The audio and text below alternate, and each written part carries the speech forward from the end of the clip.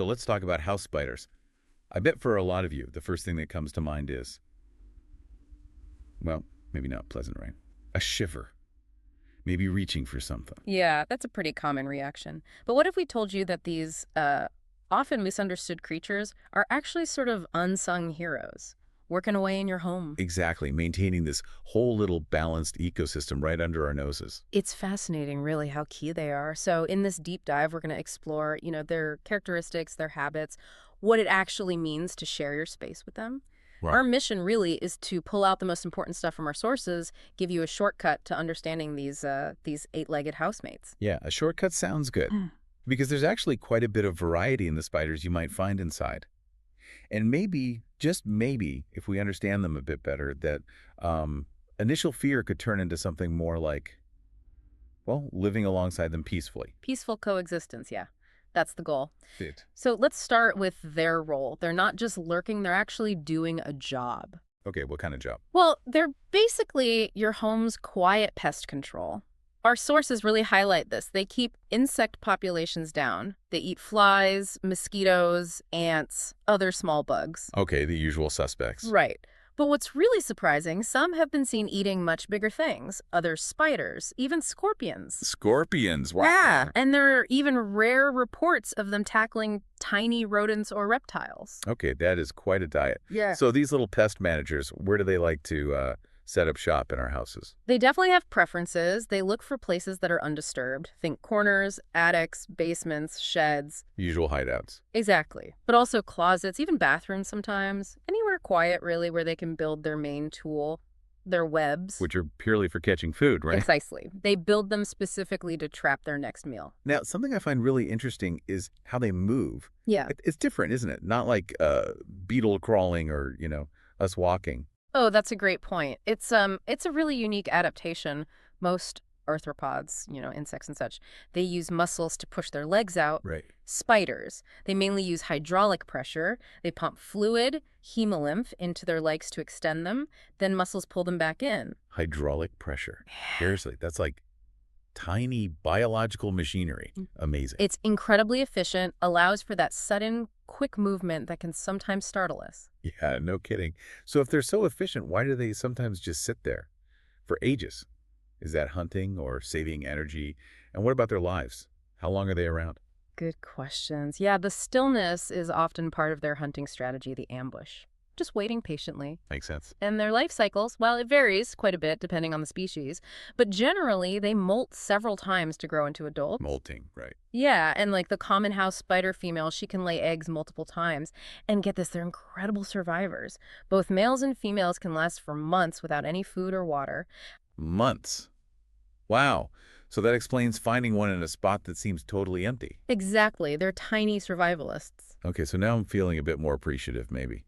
Let's meet the regulars. Put some names to the 8 legs we're most likely to see. You said there are 3 main ones our sources mentioned. Yeah, 3 common types you'll probably encounter indoors. First up, probably the most recognizable one, the common house spider.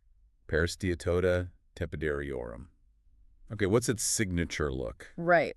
That's the one that makes those classic messy cobwebs. They're pretty small, kind of shy, usually brown or maybe a yellowish gray, often with darker spots or markings, and you might notice bands on their legs. And size difference between male and female. Yep. Females are a bit bigger, maybe 5 to 8 millimeters. Males are smaller, around 4 millimeters. And the webs. Just messy. Pretty much irregular, tangled cobwebs. You see them in corners, near windows, backs of closets, those quiet spots. And are they, dangerous? No, not really. They're not aggressive. They'd really only bite if they felt directly threatened, like in self-defense. And their venom. It's not considered medically significant for humans. Okay, good to know. Often brown-gray with those darker chevron patterns. A classic look for them, yeah. All right, so that's the common house spider. Next up, you mentioned a slightly bigger one, the domestic house spider. That's right, Tegenaria domestica. Definitely larger. Body length is maybe 9 to 12 millimeters, but the leg span can get up to 30 millimeters. Okay, noticeably bigger then. How do they look different? They're usually brown or grayish-brown too, but often have clearer, darker stripes or bands, and the abdomen might have these sort of chevron or V-shaped markings. And their webs. Different style. Yes, they build these messy but distinctly funnel-shaped sheet webs. Think Garages, basements, attics, common spots for these And guys. I feel like I've seen these ones running across the floor more often. You probably have, especially in autumn. That's mating season, so the males are out and about, actively looking for females. They can really move. Ah, okay. Autumn spider season explained. Right, and the last one. The giant house spider. Sounds impressive. It is Artigena atrica. They live up to the name. The females can get quite large body length, up to maybe 18.5 millimeters. Wow. Males are a bit smaller in the body, but their leg spans are huge, anywhere from 25 up to 75 millimeters. 75 millimeters. That's significant. What color are they usually? Mostly dark brown. Yeah. They have this characteristic lighter, sort of arrow-shaped mark on their sternum pointing towards the head. And on their abdomen, the opistosoma, there's a lighter line down the middle with about 6 spots on each side. And are they fast? Because the big ones I've seen seem incredibly quick. That hydraulic system must really kick in. Oh yeah, they are known for their speed. It can be quite startling. And just like the domestic house spider, you see them more in autumn when the males are searching. Where do they build their webs? Same funnel style? There's our large sheet-like cobwebs, not quite the funnel shape, more like a big sheet, often in neglected corners, sheds, places like that. Okay, so we've met the potential roommates. Let's tackle the big one for many people. Yeah. Spider bites. What's the real story here? How much do we need to worry? That's super important, yeah. Separating the fear from the facts.